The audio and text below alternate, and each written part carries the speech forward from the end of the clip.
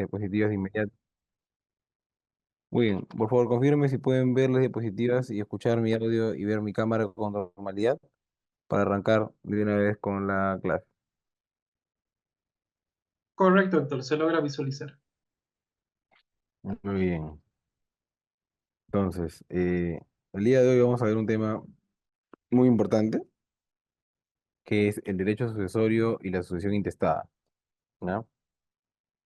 Que es un tema muy importante en virtud de la introducción que también ya ha realizado Edison hace un momento.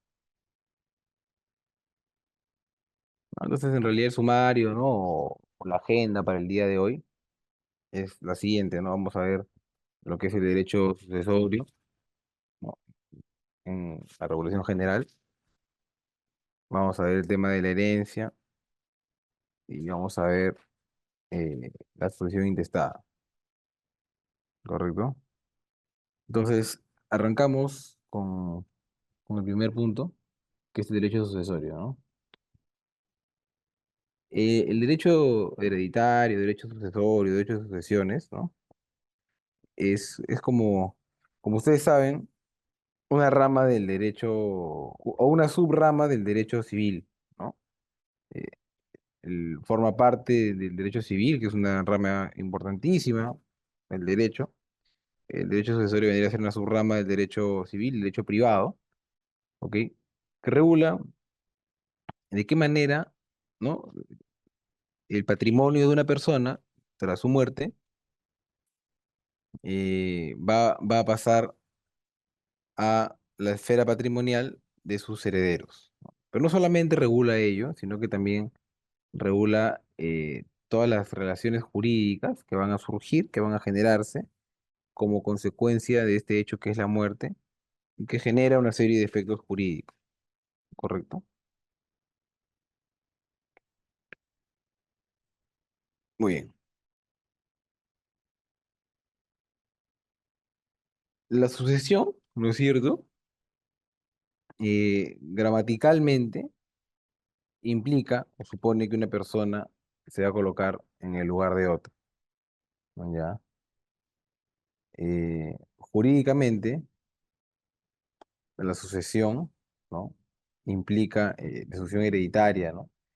Implica colocar a una persona eh, al frente de las relaciones jurídicas de otra, ¿ok? Y esta sucesión, eh, específicamente la hereditaria, se da debido a un hecho que es la muerte, que genera efectos jurídicos, ¿ok? Muy bien.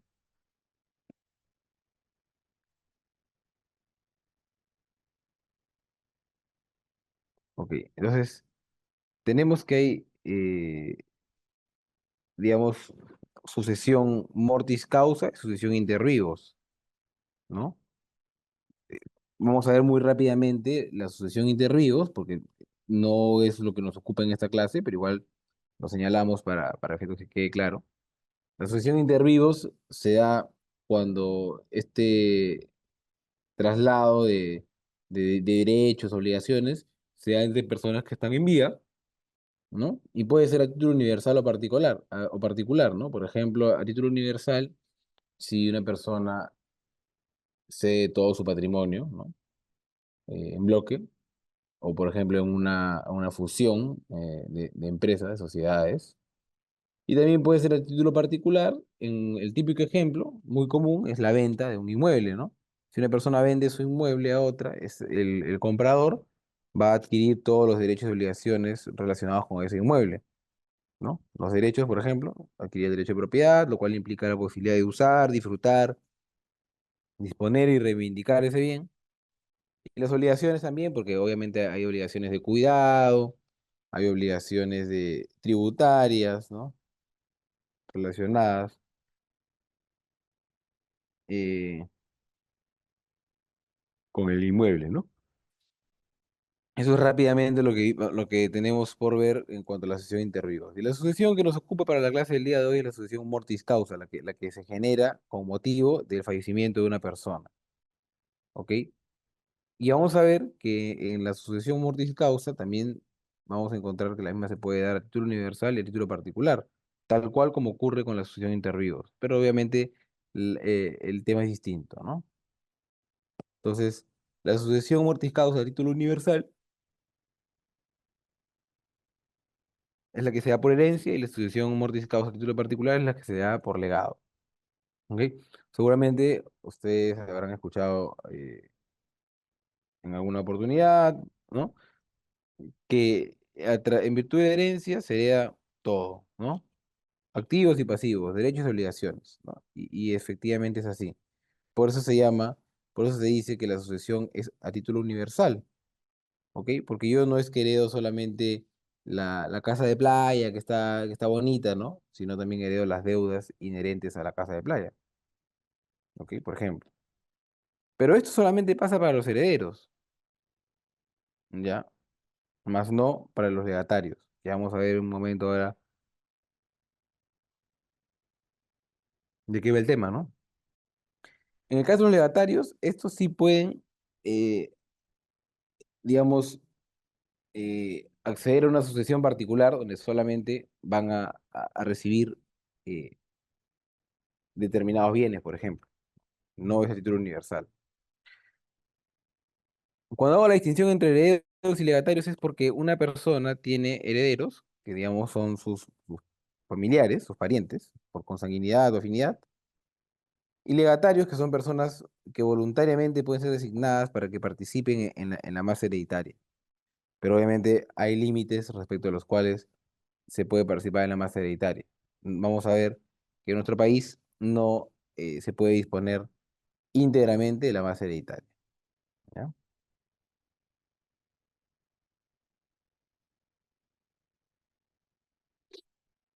Muy bien. Elementos personales. Entonces vamos a ver elementos personales relacionados con la sucesión, ¿no? De cuyus, ¿no?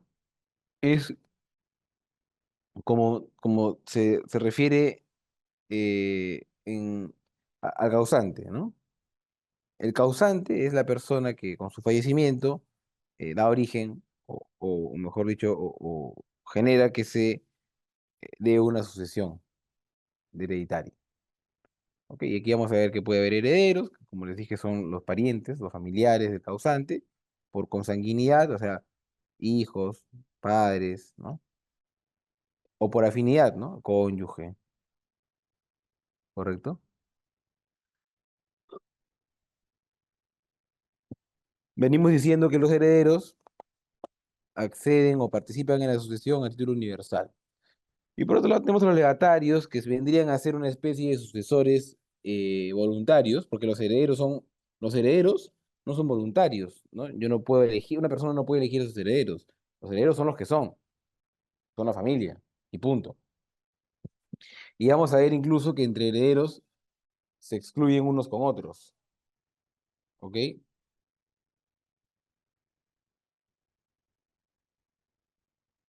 ¿Ya? Por razón, pues, de los ascendientes, los descendientes, dependiendo si son de primer, segundo, tercer grado, ¿ok? Eh, En cambio, los legatarios son sucesores que voluntariamente pueden ser designados y no tienen necesariamente que ser familiares. ¿Ok?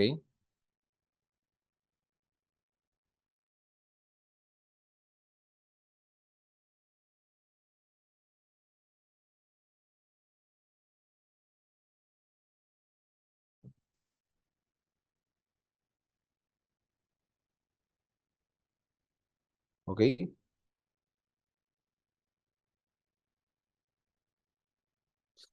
Ya. Pero vamos a ver, como ya les adelantaba, ¿no es cierto?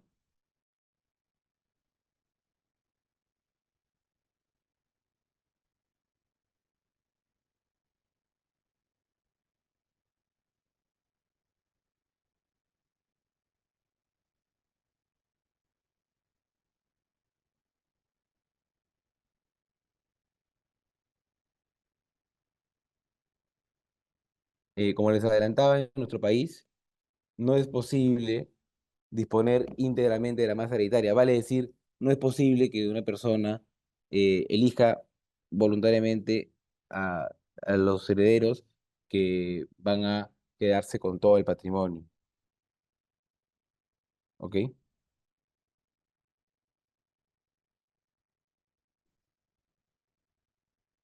¿Ya?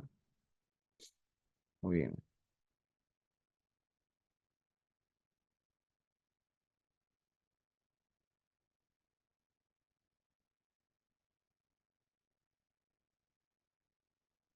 Entonces,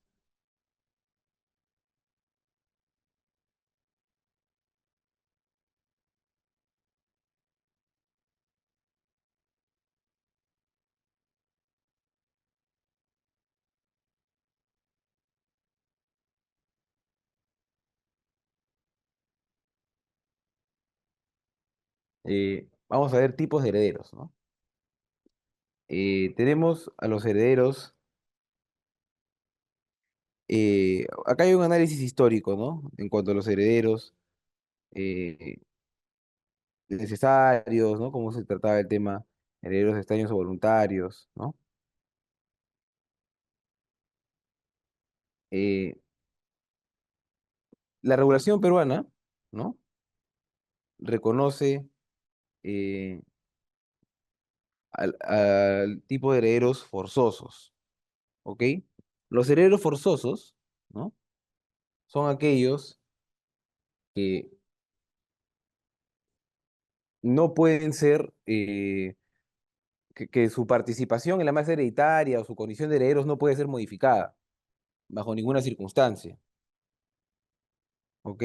Entonces, necesariamente tienen esa calidad,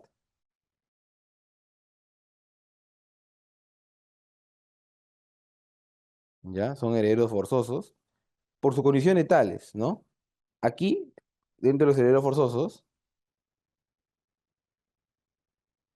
encontramos a los descendientes por excelencia. Los descendientes por excelencia son herederos forzosos, ¿ok? Los descendientes por excelencia son herederos.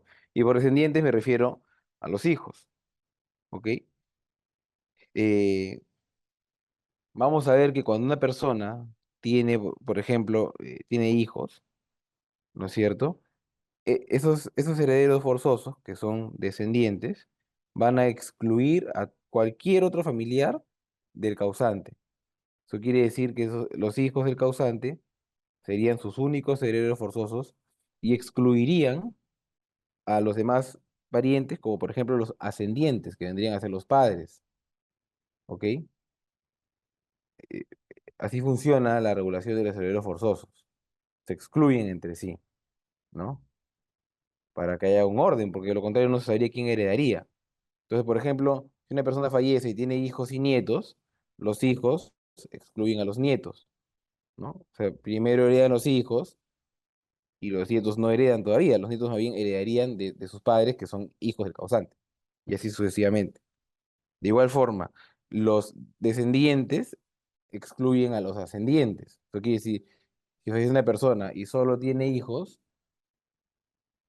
eh, esa persona, esos hijos excluyen a los ascendientes, o sea, a los padres. ¿Ok? Ahora, diferente sería el caso de una persona que fallece y no tiene hijos, solo tiene padres, por ejemplo. Entonces, ahí los padres sí heredan, ¿correcto? Eh, eh, eh, pero ¿qué pasaría si una persona fallece y tiene padres y abuelos? ¿No? Los padres excluyen a los abuelos, ¿no? En cuanto a la sucesión. Eso quiere decir que heredan los padres y no los abuelos. Ya en caso de una persona fallezca y no tiene hijos, nietos, ni padres, y solo tiene abuelos, en ese caso heredan los abuelos. Y así sucesivamente hay todo un orden sucesorio, ¿no? Incluso en el que ya empiezan a intervenir o empiezan a participar, ¿no?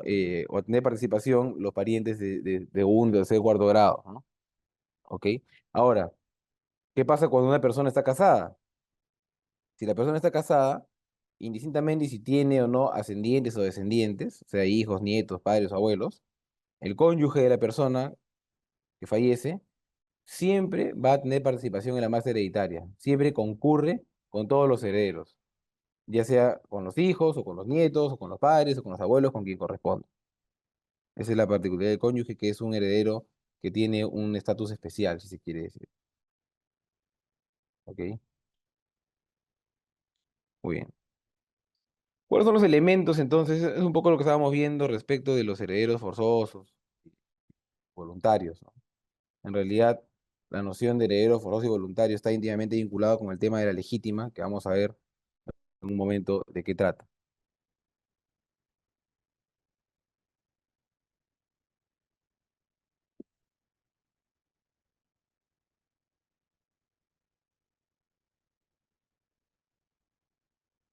¿Ya? Sobre los elementos del tema sucesorio, ¿no? Tenemos lo siguiente, ¿no? Hay elementos reales eh, donde encontramos la herencia,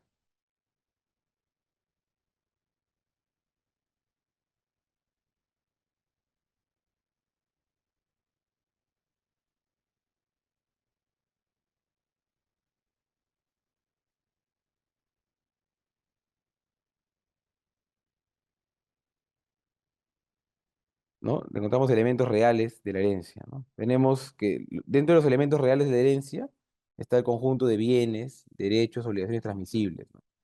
La herencia, ¿no es cierto? La masa hereditaria, como se le conoce, ¿no? La masa hereditaria está conformada por el conjunto de todos y cada uno de los bienes, derechos u obligaciones del causante, ¿no? Que son transmisibles, que van a ser transmitidos, ¿no? A favor de los herederos de la persona que ha fallecido, ¿no? Sabemos que esa sucesión, la transferencia de la masa hereditaria, se da a título universal para los herederos y a título particular para los legatarios. ¿Ok? Entonces, eh, vamos a ver que esa masa hereditaria está clasificada eh, de una forma particular cuando hablamos de la legítima. Y ahora vamos a llegar a ello.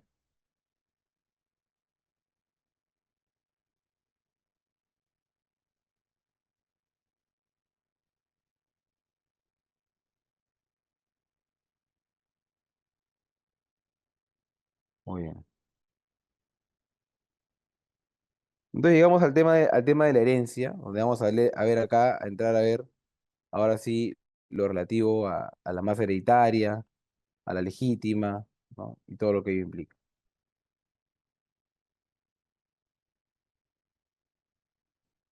¿no? En nuestro país está regulada la figura de la legítima, ¿no? Ustedes habrán escuchado seguramente esa palabra, ese concepto de legítima, y quizás alguno de ustedes pueda considerar que legítima y herencia son un sinónimo, ¿no? Pero en realidad no lo es. Legítima y herencia son conceptos distintos, similares pero distintos, ¿ok? ¿Por qué?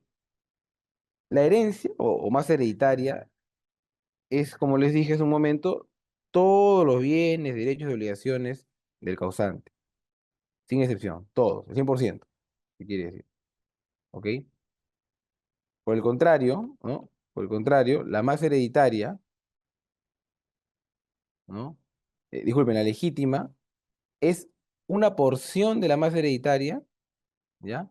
Respecto de la cual el causante no tiene libre disposición, ¿correcto?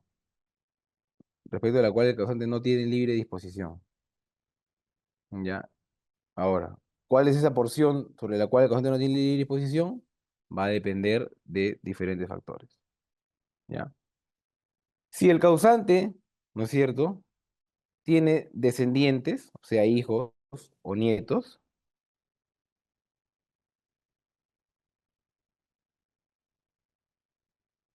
¿no?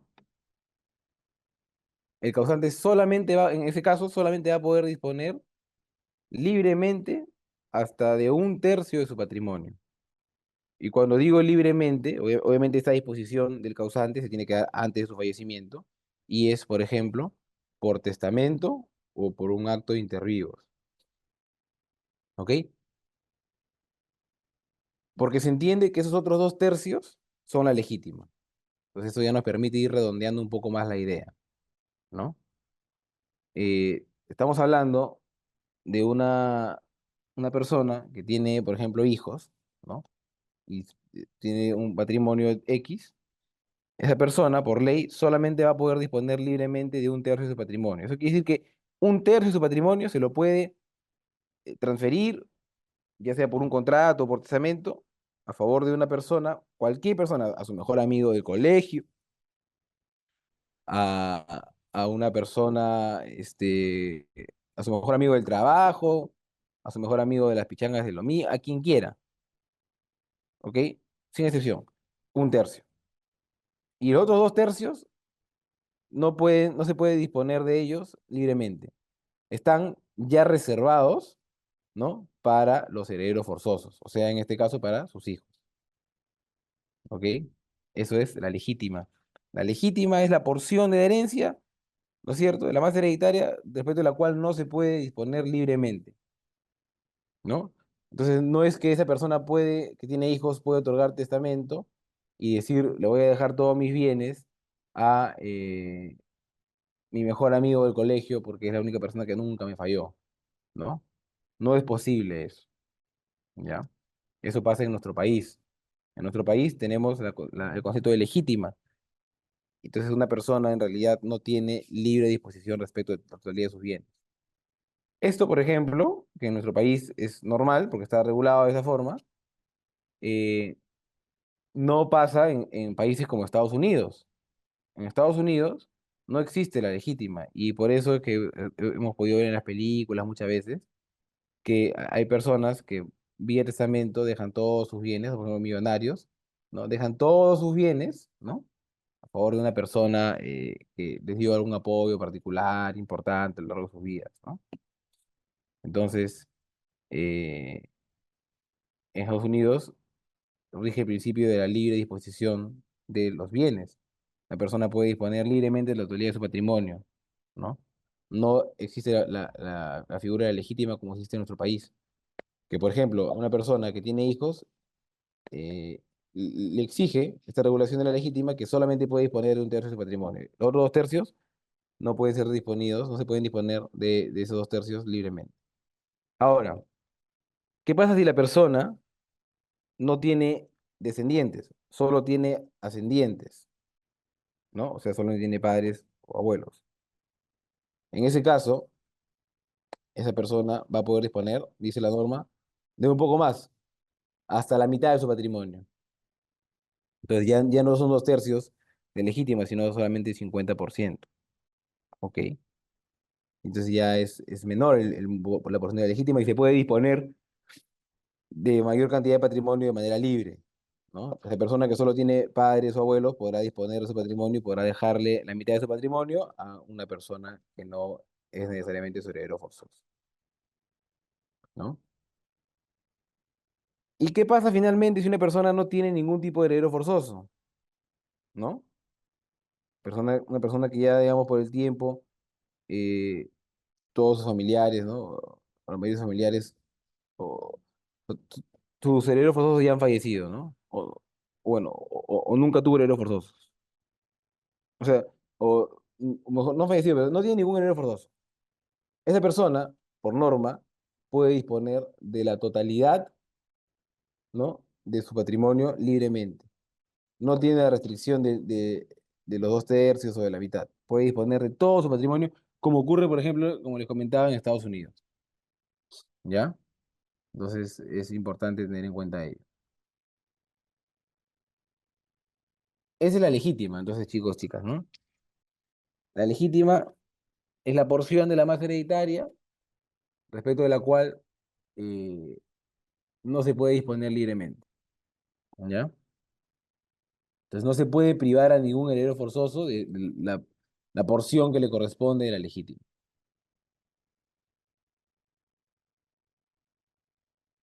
¿Ya? Muy bien. Ahora, delación de la herencia, ¿no? La herencia, o mejor dicho, la sucesión, ¿no? Se puede dar de diferentes maneras, ¿no? Vamos a ver que la sucesión se puede dar de manera testamentaria o intestada, ¿no? Eso va a depender de si la persona en vida otorgó un testamento o no otorgó un testamento. Si la persona otorgó un testamento, ¿no? Vamos a ver que en ese caso se daría, llegado el momento del fallecimiento del causante, una sucesión testamentaria que se regirá por las normas o por las disposiciones del testamento, ¿ok? Igualmente, cuando una persona otorga testamento, eso no quiere decir que tiene libre disposición de sus bienes. Rigen ahí las mismas limitaciones que acabo de comentarles sobre la masa hereditaria, sobre la legítima. Si la persona que otorga testamento tiene hijos, el testamento tendrá que dejarles los 2 tercios de su patrimonio a sus hijos y solamente respecto de un tercio podrá nombrar legatarios, ¿no? O herederos voluntarios. Si la persona que otorga testamento solamente tiene ascendientes, o sea, solo padres, por ejemplo, o abuelos, esa persona podrá disponer libremente del 50% de su patrimonio, ¿no? Y si una persona no tiene ningún tipo de heredero forzoso, podrá disponer ahí sí por testamento libremente de todo su patrimonio, ¿no? Entonces, la sucesión se puede dar por testamento o también intestada. Vamos a seguir hablando un poco más sobre la sucesión testamentaria que se da por testamento, ¿no? El testamento tiene diferentes tipos, hay diferentes tipos de testamento según nuestro Código Civil. El más utilizado es el testamento por escritura pública, ¿ok? El testamento por escritura pública, como su nombre lo dice, es un acto jurídico, ¿no? Es el testamento que se otorga eh, ante notario público y se formaliza mediante una escritura pública. Esa es su formalidad. eh, Esa es la formalidad del testamento por escritura pública, evidentemente, ¿no? El testamento por escritura pública tiene diferentes particularidades, ¿no? En realidad, es, el testamento por escritura pública es, o debe ser, ¿no? Solamente redactado por el notario, ¿no? La regulación sobre ello es un poco antigua en realidad, ¿no? Quizás está quedando un poco desfasada, pero en estricto se mantiene hasta la actualidad,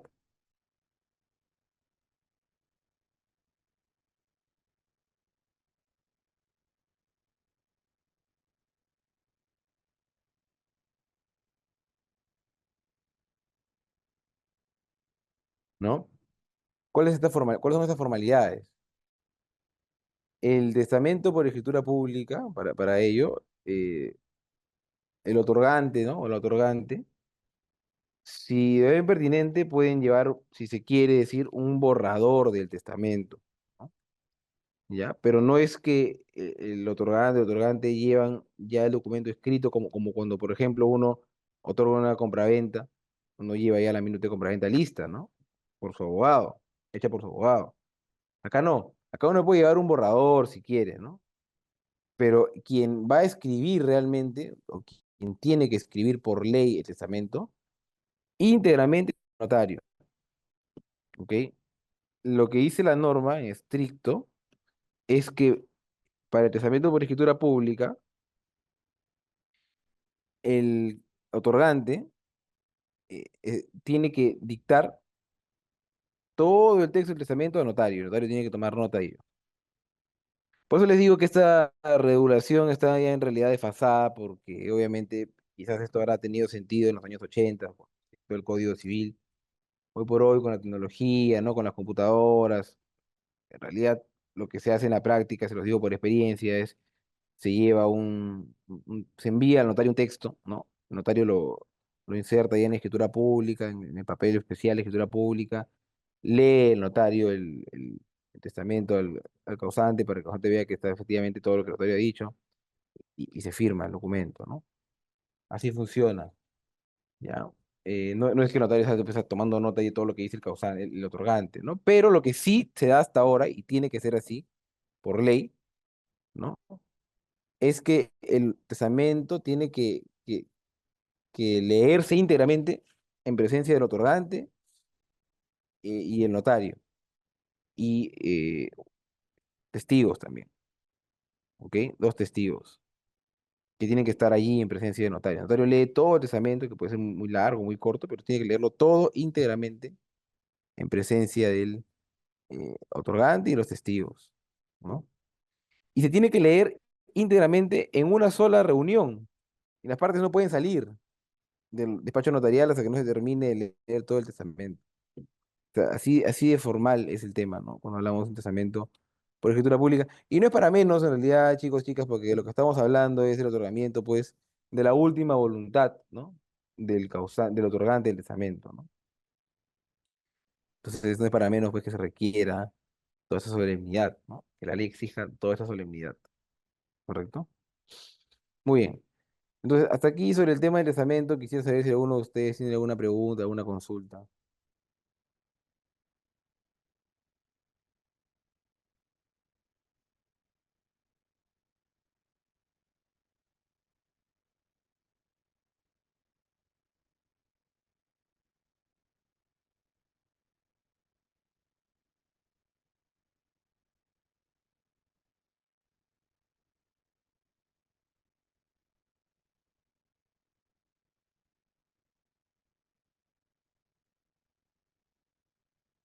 Estimado doctor, no se visualiza su diapositiva y tampoco si está hablando.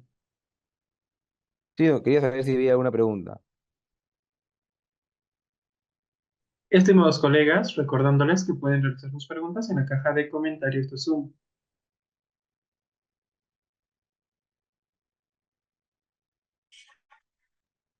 Por el momento todo claro, aparentemente, doctor. Ya, excelente. Seguimos entonces.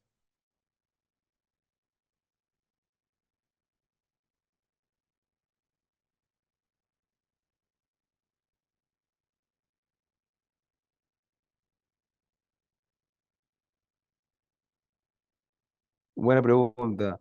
Los testigos tienen que ser terceros, no, no pueden ser familiares del otorgante, ¿no? Ahora, continuando, si les interesa con el tema del testamento, ¿no? Hay algunas limitantes, ¿no? Por ejemplo, está prohibido, ¿no? Que el testador, eh, digamos, disponga de su patrimonio en el testamento a favor del notario. Eso está prohibido. ¿Por qué? Porque se presenta suspicacia, ¿no?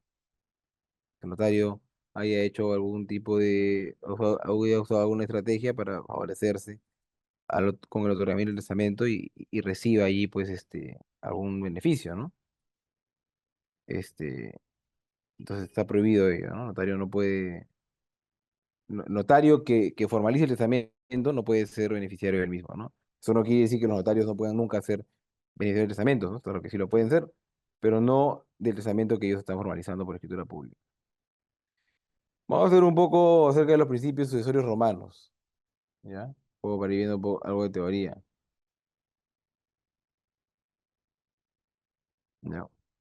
La desheredación, bueno, es uno de los supuestos en los que eh, se retira a una persona el derecho de participar en la masa hereditaria, y hay diferentes supuestos regulados en el Código Civil, ¿no? Que lo vamos a ver ahora en un momento también. Bueno, sobre los principios sucesorios romanos tenemos el tema de la primacía de la sucesión testada sobre la intestada, ¿no? Obviamente, si se ha otorgado, y esto aplica incluso hasta la actualidad, si se ha otorgado un testamento, ¿no? Ese testamento va a prevalecer sobre, obviamente, la sucesión intestada, que es la que no tiene testamento. El testamento es lo que pasa ahora, una vez otorgado, es lo que va a regular la sucesión de una persona, ¿no?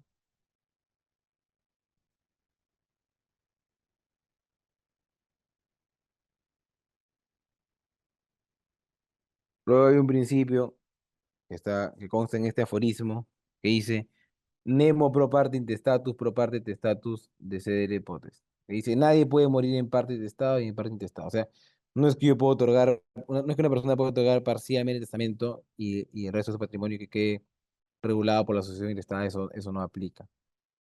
O se otorga el testamento por todo o no se otorga el testamento.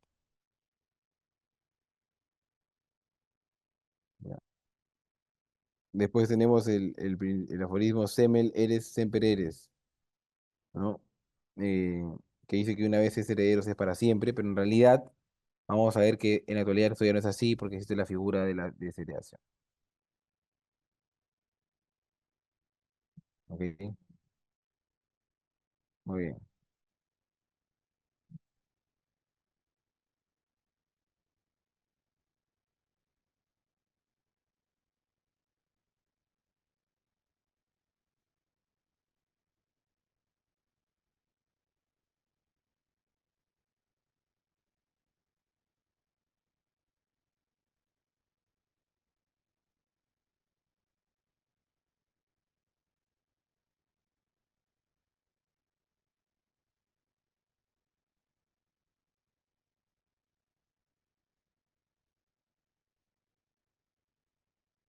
Muy buena pregunta, Alejandro. En caso el causante no deje herederos, lo que dice el Código Civil es que los bienes pasan a la beneficencia pública.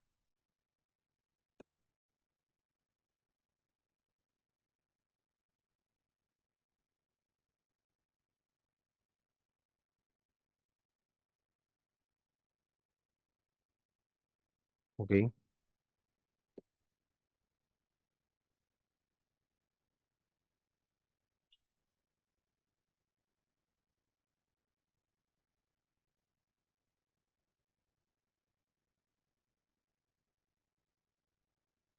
Muy bien.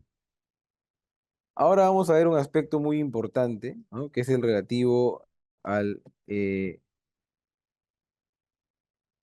al heredero y el patrimonio heredado, ¿no? O los herederos y patrimonio heredado, ¿no? Es un tema muy relevante, ¿no? Entonces, ¿cuáles son los efectos de la adquisición de la herencia? ¿No? La confusión patrimonial y la responsabilidad ultra vires hereditatis, ¿no? El primer efecto implica la confusión patrimonial, lo que dice es la unión de los dos patrimonios en uno solo que va a pertenecer al heredero, ¿no? O sea, antes de la sucesión, ¿no?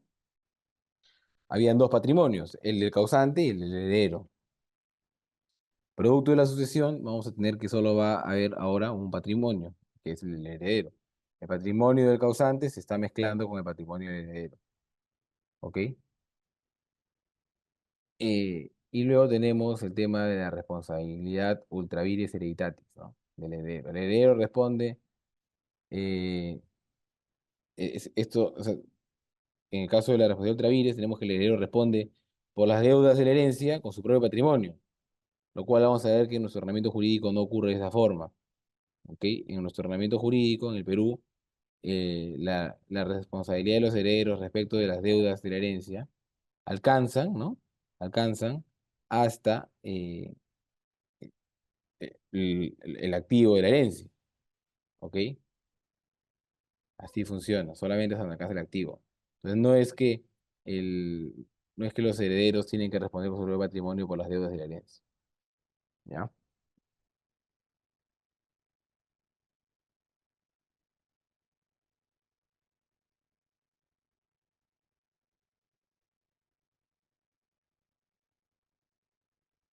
Muy bien.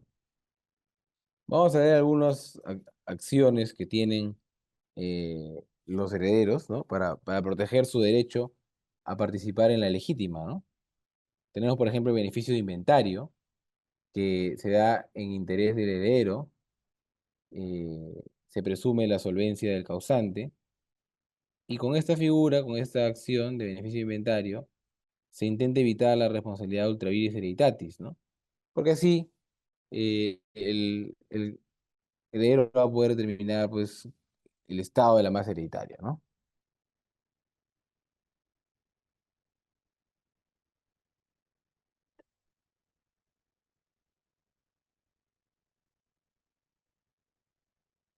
Después tenemos la separación de bienes, ¿no? Que se da en interés de los acreedores, se presume igualmente la solvencia del heredero, y con eso se intenta evitar la confusión patrimonial que vimos anteriormente.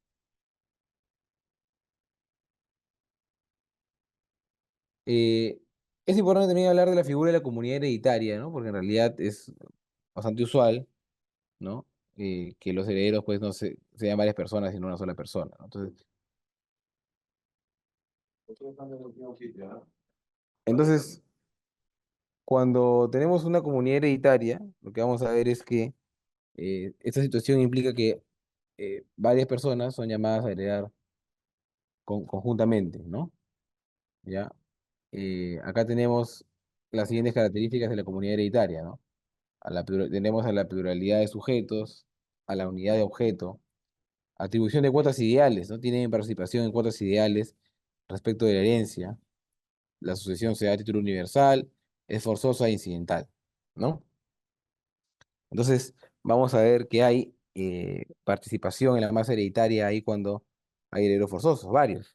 Les comentaba que el cónyuge o la cónyuge concurren o participan con todos los herederos en una sucesión, independientemente si sean ascendientes o descendientes, ¿no? Por ejemplo, pensemos en una persona que tiene hijos y también está casada.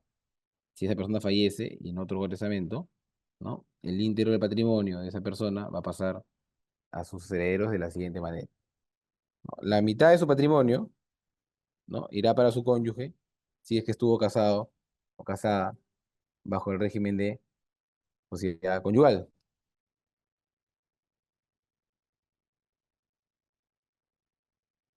¿ok?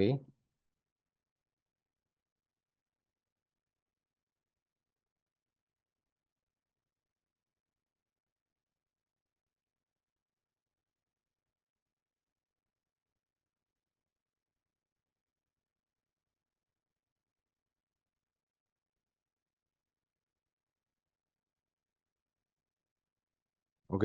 Entonces, ya por el solo hecho de haber estado casados bajo el régimen de sociedades gananciales, a la persona le corresponde el, la mitad de los bienes del causante. Y la otra mitad, ¿no es cierto?, va a ser distribuida entre los herederos forzosos del causante, que son, por ejemplo, sus hijos, tres hijos, imaginemos, y el cónyuge o la cónyuge supérstite. Así se le llama al cónyuge o la cónyuge que sobrevivió, o sea, que sigue en vida después del fallecimiento de su cónyuge, ¿no? Entonces, ese patrimonio, ese 100% se distribuiría de la siguiente manera. El, el cónyuge o la cónyuge tendrían 50% y el otro 50% se dividiría entre cuatro personas, tres hijos y el cónyuge o la cónyuge, ¿no? Entonces, 50% entre cuatro, ¿no es cierto? Es 12,5 para cada uno. Y entonces el cónyuge o la cónyuge tendrían 12,5 más 50, 62,5 y los tres hijos cada uno 12,5%. Esa sería la participación en la masa hereditaria en ese caso, ¿no es cierto? Entonces, por ejemplo, si dentro del patrimonio había un terreno, ¿no? O un departamento, las cuotas ideales respecto del mismo serán en ese sentido. La cónyuge o el cónyuge tendrán 62,5% y los hijos cada uno de ellos 12,5%. ¿Ok?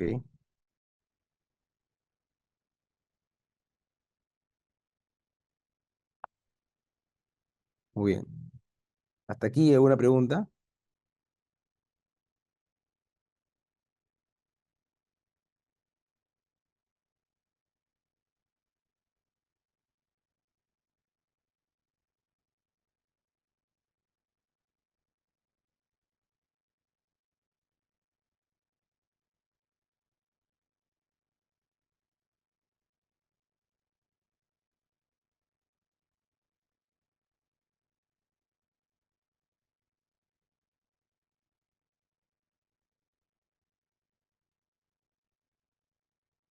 Muy bien, seguimos.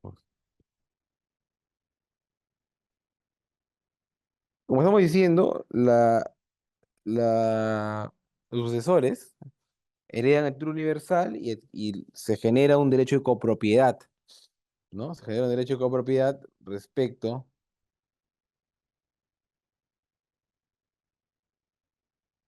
de la masa hereditaria.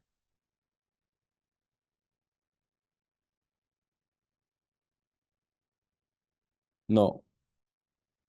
Lo que pasa es que eso del 50% por la sociedad conyugal no es una herencia, pues. Es lo que le corresponde al cónyuge, incluso en vida.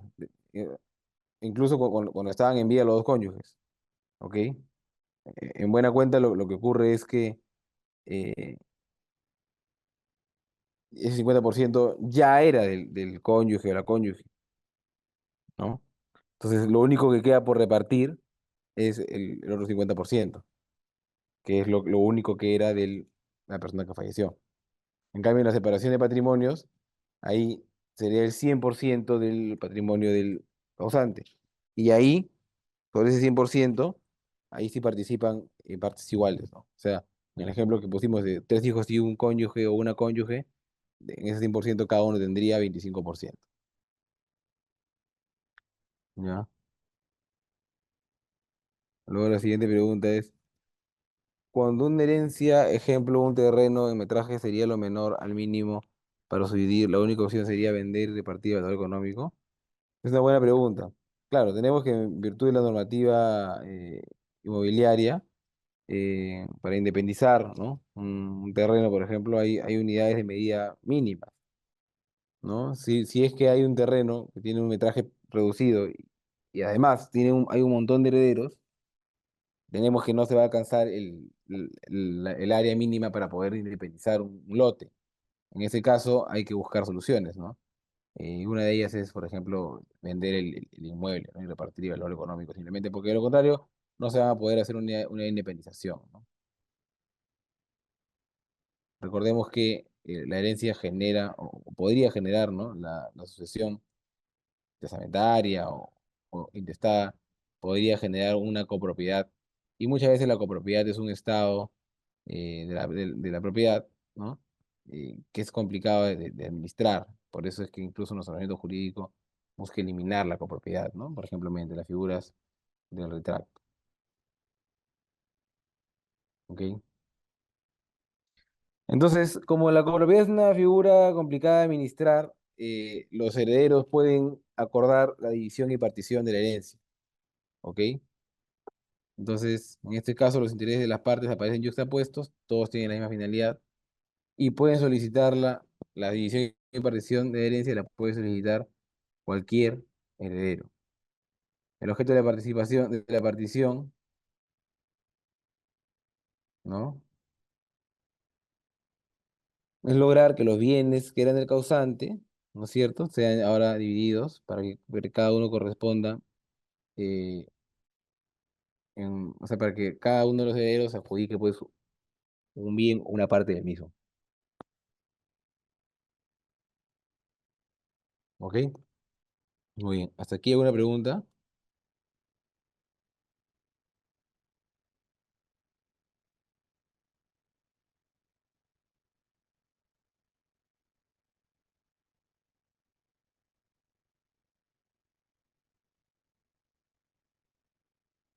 Muy bien. A modo de un pequeño break, si se quiere, vamos a ver un pequeño video sobre la legítima y regresamos un poco para comentar al respecto, con sus opiniones sobre si se debería mantener el régimen de la legítima en nuestro país o se debería cambiar.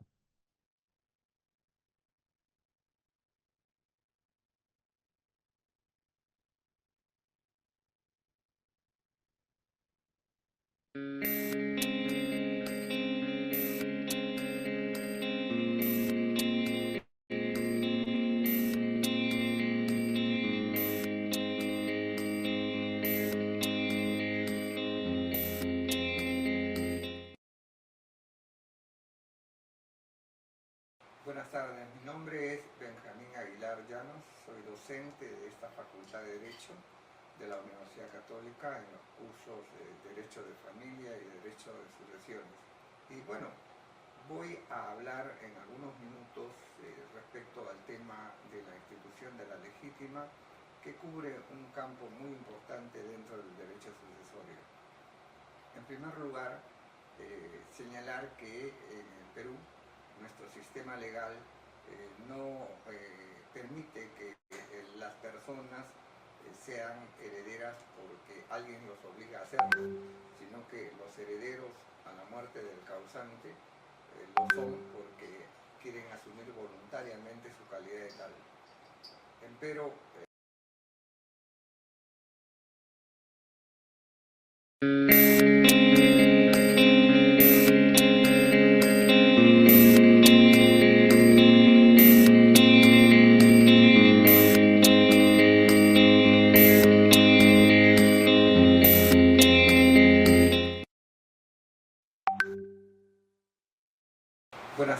nombre es Benjamín Aguilar Llanos, soy docente de esta Facultad de Derecho de la Universidad Católica en los cursos de Derecho de Familia y Derecho de Sucesiones. Y bueno, voy a hablar en algunos minutos respecto al tema de la institución de la legítima, que cubre un campo muy importante dentro del derecho sucesorio. En primer lugar, señalar que en el Perú nuestro sistema legal no permite que las personas sean herederas porque alguien los obliga a hacerlo, sino que los herederos a la muerte del causante lo son porque quieren asumir voluntariamente su calidad de tal. Empero, nuestro sistema protege dentro de los herederos a cierto tipo de herederos que vienen a ser familiares muy cercanos del causante. A ellos se les llama los herederos forzosos. Y forzosos no porque estén obligados a aceptar su calidad de heredero, sino forzosos porque más bien es el causante el que forzosamente tiene que considerarlos dentro de su sucesión. Esto es, que a la muerte del causante, el patrimonio, parte de ese patrimonio, pase a estos llamados herederos forzosos. ¿Quiénes son estos herederos forzosos? Estos herederos forzosos son familiares muy cercanos y directos del causante.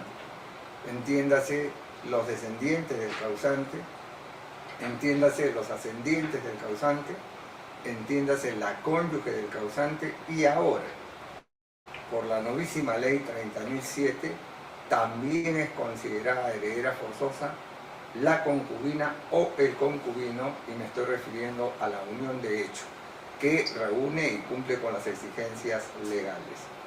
Estos herederos forzosos que la ley los protege y les establece una cuota legitimaria respecto del patrimonio que deja el causante a su muerte, repito, estos herederos forzosos lo son en función de que nuestro sistema sucesorio básicamente descansa en el derecho de familia, porque si uno se pone a pensar un poco en la sucesión legal, ¿quiénes son los herederos legales? Es decir, a la muerte de una persona que no ha otorgado testamento, la ley llama a los parientes familiares más cercanos del causante, y estos son los hijos, los padres, la cónyuge y ahora, como digo, la concubina o el concubino. Igual cosa sucede a propósito de una sucesión testamentaria cuando la persona, en ejercicio de su derecho, ha otorgado testamento. Allí está obligada por ley a considerar a estos herederos forzosos. Pero la pregunta es, ¿por qué está obligado a considerarlos? ¿Por qué la ley los protege? ¿Por qué la ley les reserva una parte de ese patrimonio? Nosotros entendemos que el derecho sucesorio, el patrimonio que forma el causante, lo entendemos en la idea de que no es un patrimonio que ha formado el causante sin ayuda de nadie, sino que el causante siempre vive dentro de un entorno familiar, su núcleo doméstico. Y en esa medida, la persona, directa o indirectamente, se ha visto favorecida, acompañada, asistida por estos familiares cercanos y directos. De alguna forma han contribuido también a la formación de este patrimonio. Y en esa medida, entonces, la ley le reserva una parte de este patrimonio porque reconoce en ellos que han sido colaboradores del causante en la formación de este patrimonio. Por otro lado, también recurrimos mucho a la presunción en el derecho. La presunción no es otra cosa que dar por cierto algo que es probable. ¿Y cuál es esta presunción en el derecho sucesorio? Que el causante se presume, el causante quiere lo mejor para sus familiares más cercanos, familiares que lo rodean ahí. Y en vida el causante está apoyándolos permanentemente a estos, que son sus hijos, sus padres, su cónyuge. Y entonces la ley presume de que cuando ha muerto el causante y no ha otorgado testamento, pues entonces la ley tiene que protegerlos y llamarlos a estas personas a los que el causante hubiera llamado si hubiera otorgado testamento.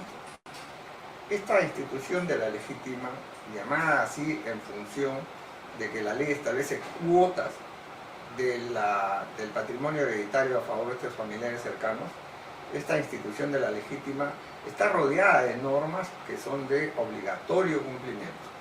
Significa esto que el causante no puede dejar de lado estas normas de protección a los familiares cercanos, porque de hacerlo, sencillamente estaríamos entrando dentro de lo que en el derecho sucesorio conocemos como la preterición, que significa no considerar a un heredero forzoso. Y no considerar a un heredero forzoso automáticamente nos lleva a impugnar ese testamento. Pues bien, de un tiempo a esta parte se está cuestionando la institución de la legítima en función de que se está mirando el derecho sucesorio desde una perspectiva, y esto lo digo a título personal, desde una perspectiva muy individualista, muy particular, muy egoísta. Y se olvidan de que el derecho sucesorio tiene una función social, familiar, que cumplir. En esa medida, los que se oponen a la institución de la legítima apuntan a que exista en el Perú una libertad absoluta y restricta de testar. En otras palabras, lo que pretenden es que la persona titular de un patrimonio pueda, después de muerto, destinar este patrimonio a quien mejor le parezca. Esa es una concepción muy individualista, como digo, muy egoísta, porque los familiares del causante, repito una vez más, directa o indirectamente han ayudado a formar este patrimonio del causante. Se ha agregado, como decía hace unos minutos, la figura del concubinato. La Constitución, las leyes hablan de la unión de hecho permanente entre un hombre y una mujer que viven como casados sin estarlos.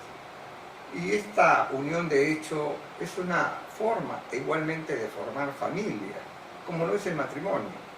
Y por ello la Constitución peruana, cuando se pronuncia por el deber del Estado de proteger a la familia, vemos cómo se traduce esta protección de la familia legislativamente.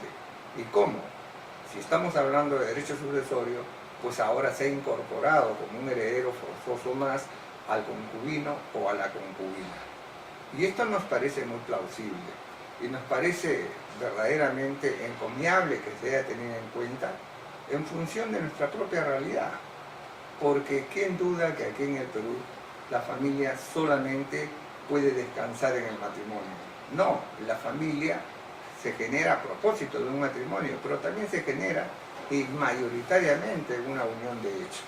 Entonces, como conclusión, familiares cercanos del causante, dentro de los cuales vamos a encontrar también al sobreviviente de la unión de hecho, protegidos por la ley para cuando el causante al fallecer, parte de ese patrimonio pase a poder de ellos.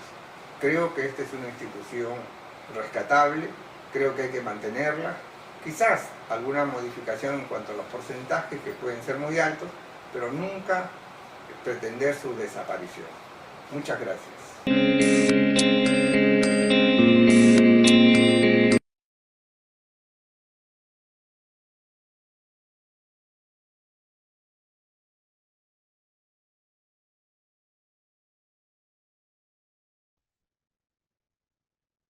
Muy bien, seguimos. Pero antes, ¿alguna opinión sobre el video, sobre la legítima?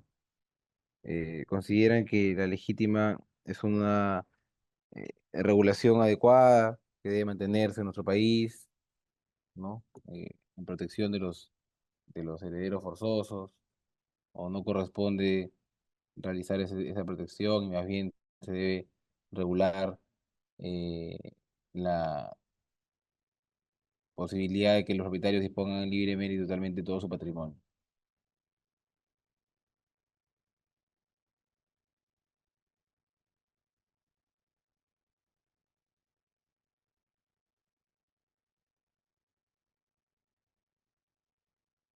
¿Qué opinan ustedes?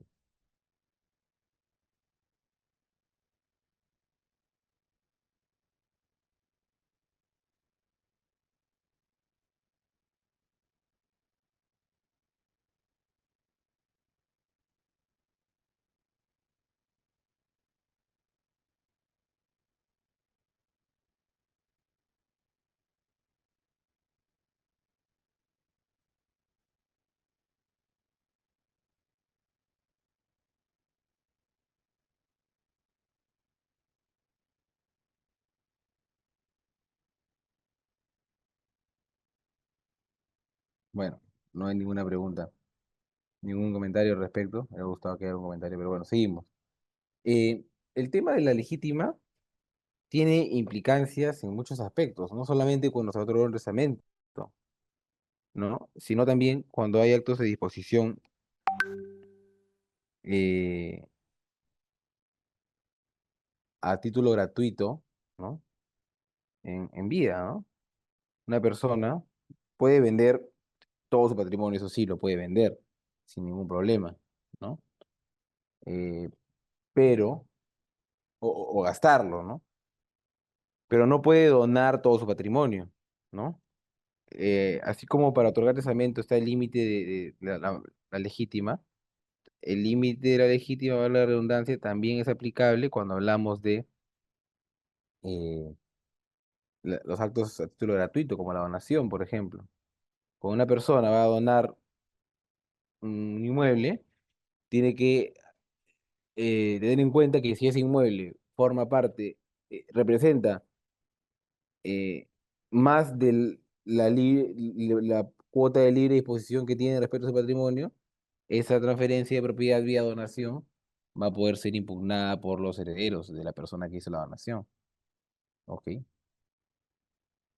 Entonces es un tema importante de tener en cuenta allí. ¿Ya?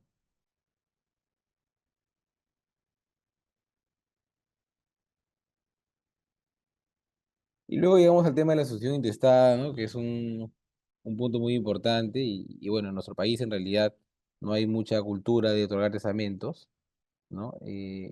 Por lo tanto, la mayoría de sucesiones pues se dan de manera intestada, ¿no? La sucesión intestada implica una sucesión, va de redundancia, que, que- en la que se da cuando no se ha otorgado un testamento, ¿no? Eh, y bueno, como la foto ahí muestra, pues muchas veces implica una sucesión pues desordenada, ¿no? Lamentablemente, que implica que los herederos se pongan de acuerdo y muchas veces, claro, si hay buena relación entre los herederos, pues todo excelente, pero si no la hay, es un problema, ¿no? Es un problema ponerse de acuerdo y la manera como se van a distribuir los bienes, ¿no? Entonces, la sucesión intestada implica la sucesión según las normas del Código Civil, y ahí tenemos pues a los órdenes sucesorios que les comentaba al inicio de la clase, que los ascendientes excluyen a los descendientes, ¿no? O sea, los descendientes se excluyen entre sí y los ascendientes excluyen a los ascendientes, y así sucesivamente el cónyuge concurre con todos los herederos, en caso no haya herederos forzosos, hereda la beneficencia pública, ¿no? Entonces, así implica la sucesión intestada. Ahora, ¿cómo se tramita una sucesión intestada? ¿No? La sucesión intestada es una situación de hecho, ¿ok? Se da una vez que ha fallecido una persona, ¿no? Cuando fallece una persona, sus herederos, ¿no es cierto? Eh, jurídicamente, ¿no? Para efectos de la sucesión, adquieren la calidad de sucesión intestada, ¿ok? Y se activa, pues, todo lo que eso implica, ejemplo, lo cual encontramos a la copropiedad, por ejemplo, ¿no? Se va a dar una copropiedad respecto a los bienes del causante. La sucesión intestada, como dije, es una sucesión de hecho, pero que debe ser declarada para ser formalizada, ¿ok? La sucesión intestada se puede declarar por la vía notarial y por la vía judicial, ¿ok? ¿Quién puede pedir la declaración de la sucesión intestada? Cualquiera de los herederos está legitimado para solicitar la declaratoria de herederos o la sucesión intestada, ¿ya? La sucesión intestada, por excelencia, se tramita a nivel judicial, pero existe la posibilidad también de tramitarla a nivel notarial, siempre y cuando se trate de un procedimiento no contencioso, ¿no? Hay una norma que se llama la Ley de Asuntos No Contenciosos de Competencia Notarial, que como su nombre como su nombre lo dice, regula aquellos asuntos que son competencia de las notarías, que son no contenciosos. La contienda implica un litigio, una controversia. Entonces, un asunto no contencioso es un asunto donde no hay litigio, no hay controversia. Los notarios, ¿no? No son jueces, y por lo tanto no tienen jurisdicción para poder resolver un conflicto. Solamente pueden resolver conflictos los jueces y bueno, los árbitros que es un mecanismo alternativo de solución de controversias regulado por la Constitución, ¿no? Entonces, como el notario no puede resolver conflictos, no puede tramitar un asunto, un asunto contencioso, solamente asuntos no contenciosos. Entonces, ahí cuando la asociación está todo clarito, todo bien, no hay controversia entre los herederos respecto de quién es o no heredero, nadie formula oposición, entonces en ese caso se puede tramitar por la vía notarial. Lo que se hace es una minuta, una solicitud con forma de minuta, dirigida al notario, en la que se eh, señala quiénes son los herederos conocidos, cuáles son los bienes conocidos, y solicita la declaración de los herederos. Para ello, obviamente, hay que presentar todos los medios probatorios correspondientes, ¿no? Acta de función, partida de nacimiento, partidas de matrimonio, documentos de identidad, todo lo que pueda acreditar que los herederos efectivamente son tales, ¿no?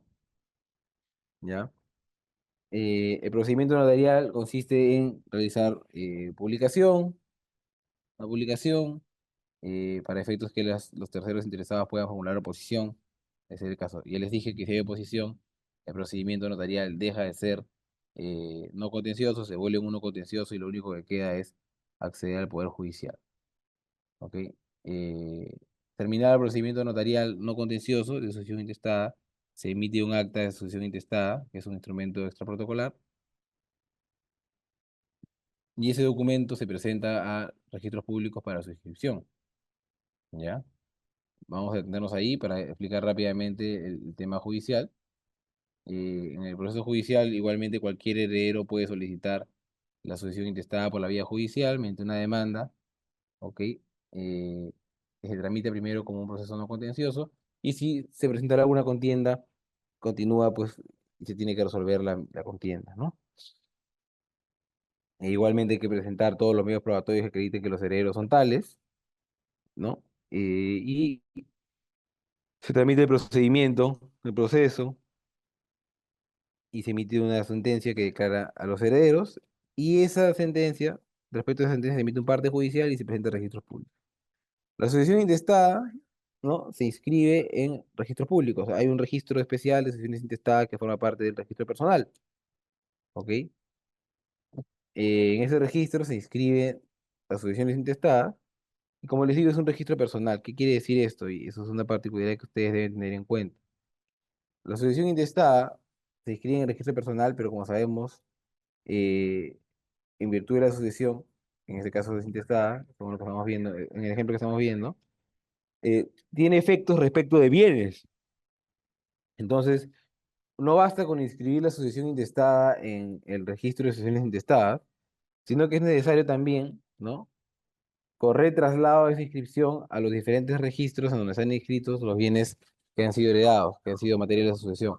Por ejemplo, el registro de propiedad inmueble, al registro de propiedad vehicular, ¿de acuerdo? Hay que corregir el traslado, porque de lo contrario, la casa, por ejemplo, que ha sido materia de sucesión, no va a poder inscribirse a nombre de la sucesión intestada, ¿no? Y seguir a nombre del causante o la causante. ¿Ya? Entonces es importante no olvidar correr traslado de la inscripción. ¿Ya? Muy bien. Ahora, eh, la sucesión intestada, como les dije, implica una comunidad de herederos, generalmente son varios herederos, ¿no? Y es recomendable, ¿no? Que para una mejor dinámica, para para mayor practicidad en cuanto al ejercicio de los actos que necesita hacer la sociedad del Estado, es recomendable, ¿no? Para algunos casos necesario, que se nombre eh, un apoderado común de la asociación intestada para efectos que pueda lograr justamente el saneamiento de los bienes de cara a pensar en una división y partición de los mismos, ¿no? Entonces, este apoderado común se nombra mediante una escritura pública, la cual se escribe en registros públicos, ¿no? Porque, por ejemplo, ¿no? A veces que la asociación intestada es titular de las acciones de una empresa, ¿no? Y para poder, caso, por ejemplo, no siempre están todos los miembros de la asociación en Perú para poder firmar todos los actos correspondientes. Entonces, en este caso es necesario que la asociación intestada tenga un apoderado común para que pueda firmar ¿no? El acta en representación de la asociación intestada, pero para eso se requiere, las notarías lo que requieren es que el apoderado común tenga facultades, que su nombramiento y sus facultades estén inscritas en registros públicos,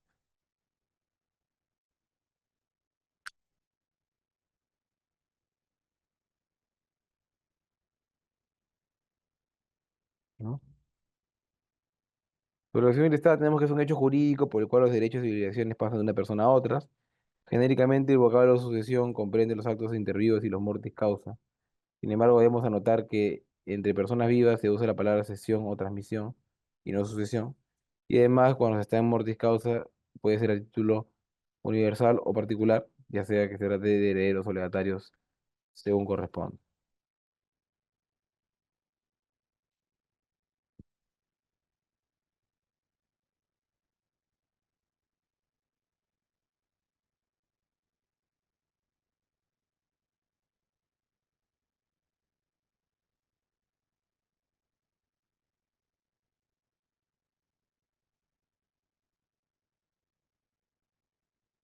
Muy bien.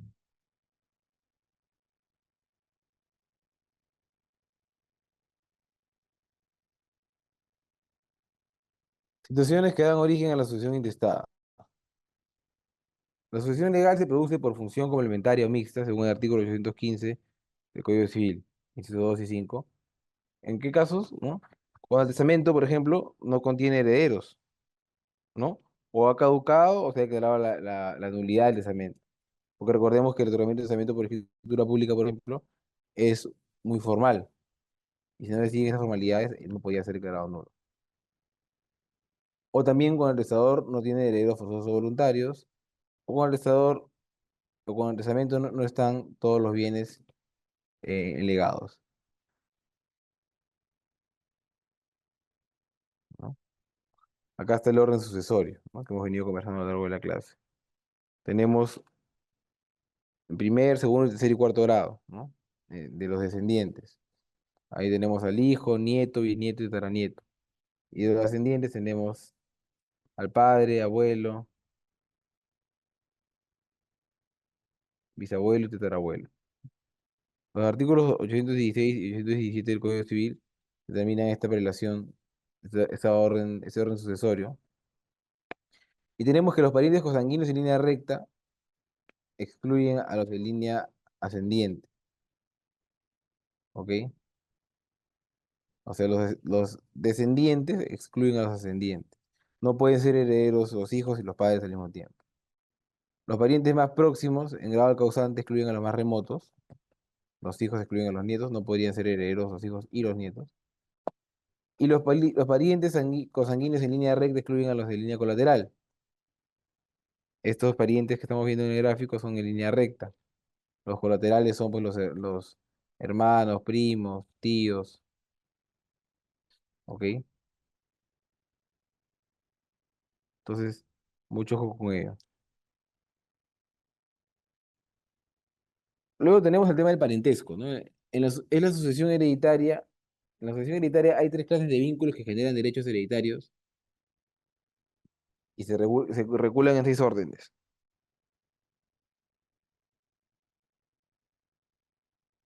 Tenemos el vínculo consanguíneo en línea recta, ¿no? Que es el que acabamos de ver en el gráfico anterior. Y aquí encontramos en ese vínculo consanguíneo en línea recta, encontramos a los descendientes y a los ascendientes. Luego tenemos el vínculo uxorio entre cónyuges y ahora también entre los concubinos, de acuerdo a la ley 30.007, 307. Luego tenemos el vínculo consanguíneo, ¿no? Colateral, que se da entre hermanos, sobrinos, primos, hasta el cuarto grado. Así tenemos también de segundo orden, que son hermanos, tercer orden, tíos, sobrinos, cuarto orden, tíos, abuelos, sobrinos, nietos y primos hermanos. Sobrinos, nietos y primos hermanos, ¿no?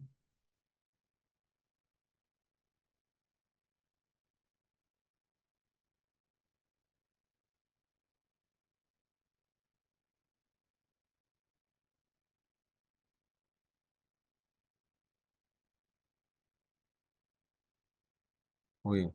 Requisito para la sucesión intestada, ¿no? Se requiere partida de función del causante, como les dije, partida de nacimiento, ¿no? De los herederos, partida de matrimonio, certificado negativo de unión de hecho, certificado negativo de testamento también, para que proceda una sucesión intestada, se tiene que acreditar que no ha habido testamento, porque si ha habido testamento ya no procede la sucesión intestada, ¿no? Certificado negativo también de sucesión intestada, porque podría haberse tramitado previamente ya una sucesión intestada. Y copia literal de los inmuebles o general de los bienes que son materia de la sucesión, ¿no? Ahora, a veces se da el caso, pues, ¿no? O sea, esto parece sencillo en el papel, pero hay sucesiones intestadas que es muy complicado, muy tedioso tramitar, porque a veces están mal los nombres en las partidas. O sea, el nombre en el NI es uno y en la partida es otro, entonces un heredero a veces no tiene cómo acreditar su condición de tal, ¿no? Imaginen que una persona se llama Carlos con S en el DNI y en la partida está Carlos con Z. ¿Es el mismo Carlos? Claro, en realidad sí, pero hay que demostrarlo con papeles. Entonces, a veces, ocurre muchas veces, que antes de iniciar una sesión intestada, por ejemplo, notarialmente, es necesario realizar un procedimiento previo de rectificación de partidas, ¿no?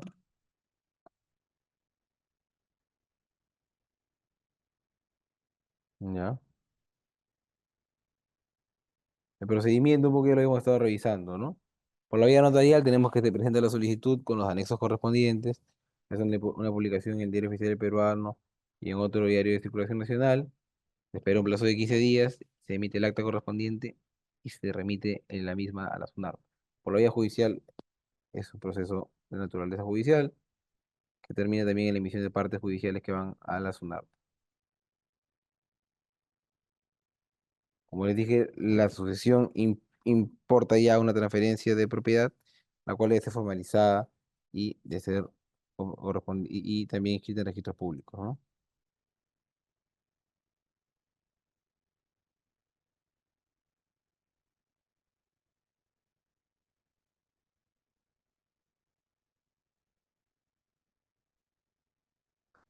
Acá tenemos un pronunciamiento del Tribunal Registral, ¿no? Sobre un tema vinculado a las sucesiones intestadas, ¿no? Habla de la rectificación del acta de sucesión intestada. ¿Es posible rectificar el acta de sucesión intestada? ¿No? Lo que indica esta resolución del Tribunal Registral es que sí, procede esa aclaración o rectificación, ¿no? En la que se rectifica un artículo conformante del prenombre del causante, ¿no? Dado que esa aclaración pues no va a incidir en el contenido esencial de lo ya declarado, ¿no? Muy bien. Entonces, hasta aquí, chicos, chicas, ¿alguna pregunta?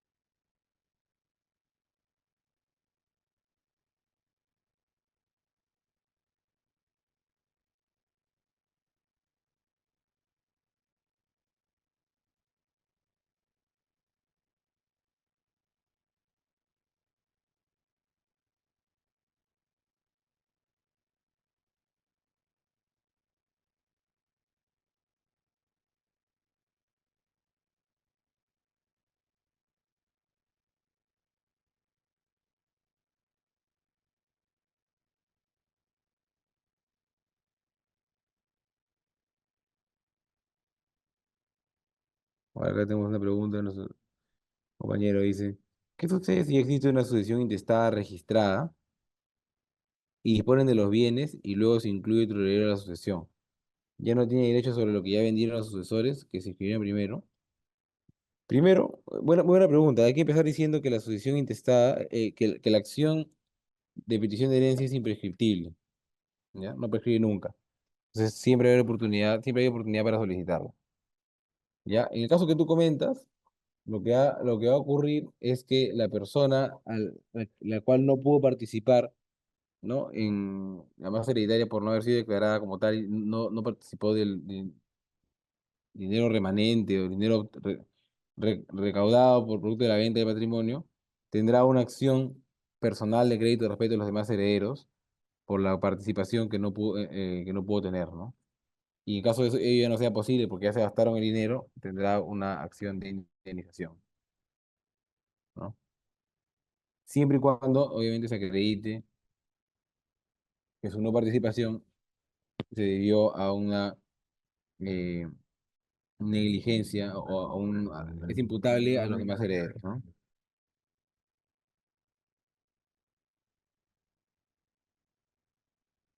¿Correcto? Muy bien. Otra pregunta.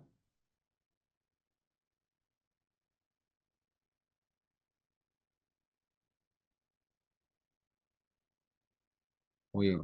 Vamos con un último video para ir cerrando ya la sesión.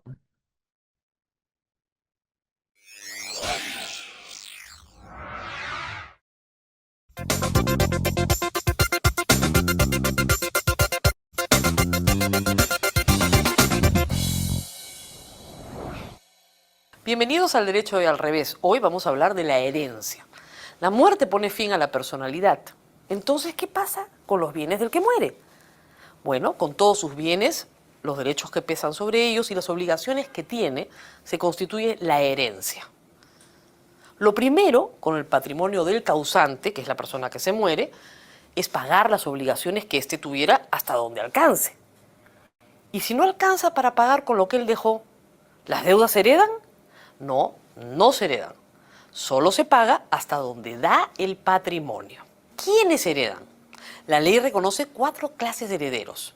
Los herederos forzosos, los herederos voluntarios, los herederos legales y los legatarios. Los herederos forzosos, voluntarios o legales heredan sobre el universo de los bienes.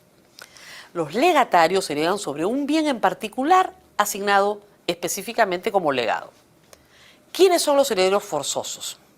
Primero, los hijos y los descendientes. Segundo, los padres y los demás ascendientes. Y tercero, el cónyuge. Cuando hay hijos, se excluye a los ascendientes. Cuando solo hay ascendientes, estos heredan el íntegro. El cónyuge, el esposo, la esposa, concurre con los hijos, cuando hay hijos, o con los ascendientes si no hay hijos. O puede heredar solo si es que no hay ascendientes ni descendientes. Todos estos heredan en partes iguales. La ley le reconoce a los hijos matrimoniales o extramatrimoniales iguales derechos. ¿Quiénes son herederos voluntarios? Aquellos designados por testamento, cuando no se tenga herederos forzosos o teniéndolos se afecte la porción de libre disposición del causante. ¿Quiénes son herederos legales? Aquellos parientes colaterales hasta el 4º grado de parentesco consanguíneo, cuando no existan herederos forzosos ni se han constituido herederos voluntarios. Por ejemplo, los hermanos, los sobrinos, los tíos, los primos. Hay 2 formas de sucesión. Testamentaria, en este caso el causante deja un testamento, y el Código Civil establece varias formalidades para este acto. Hay varios tipos de testamento. El más común es el que se otorga por escritura pública. Y el hológrafo, que es el escrito de puño y letra.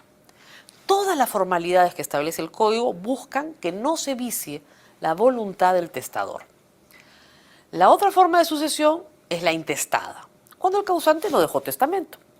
La gran mayoría de peruanos, sobre todo los que tienen herederos forzosos, mueren intestados.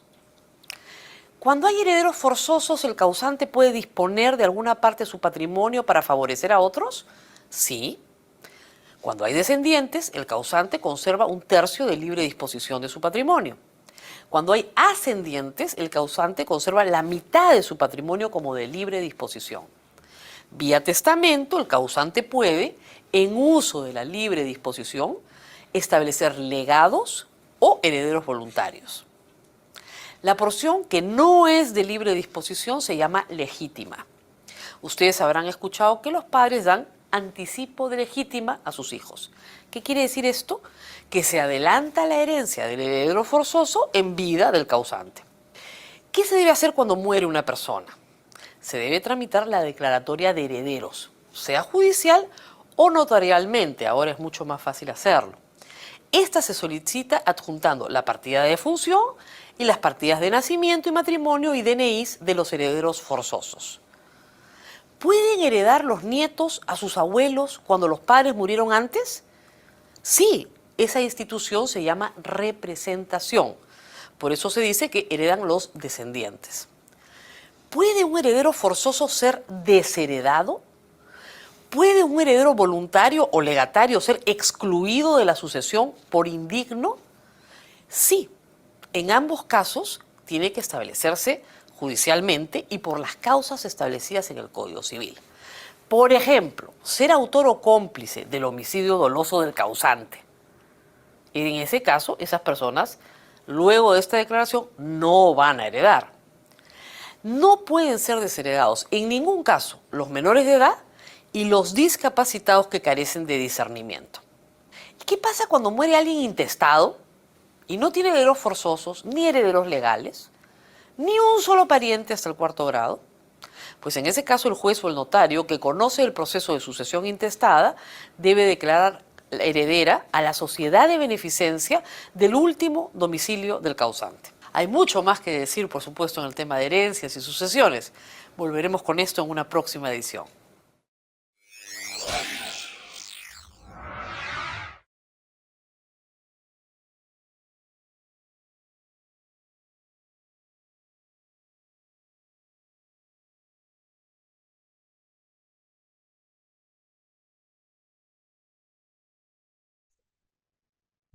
Muy bien.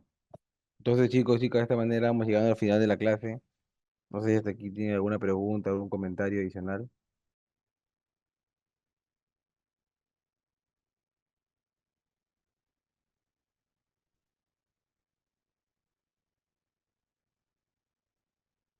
No, doctor, hasta el momento todo claro. Pasamos a la parte final, la reflexión o despedida de parte suya, de cara ya a ser altas horas de la noche y terminar la presentación. Adelante, doctor. Gracias, Edison. Bueno, chicos, chicas, les agradezco por haber compartido conmigo esta sesión. Espero que la misma haya sido de su agrado y su interés y que hayan podido reforzar su conocimiento en materia de sucesiones. Conmigo será hasta una próxima ocasión. Reitero mis felicitaciones por seguir capacitándose en ebook 360. Y bueno, espero que tengan un excelente fin de semana y que tengan muchos éxitos en lo que viene. Buenas noches. Buenas noches, doctor. Buenas noches, compañeros. Estimados colegas, miembros de la orden, comentarles lo siguiente.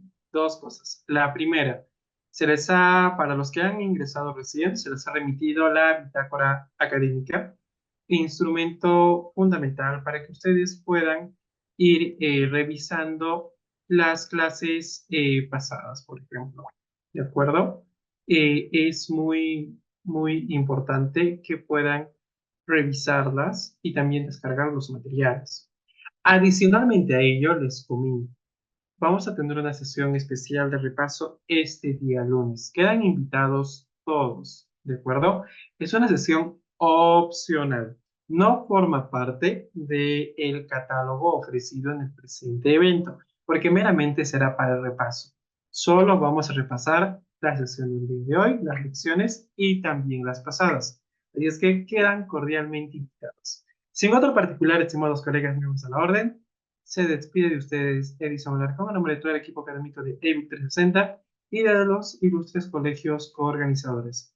Comentándoles finalmente que a partir de la siguiente semana ya podrán pasar a recoger vuestros libros en físico. Los virtuales se les han remitido a sus correos. Hasta entonces, colegas.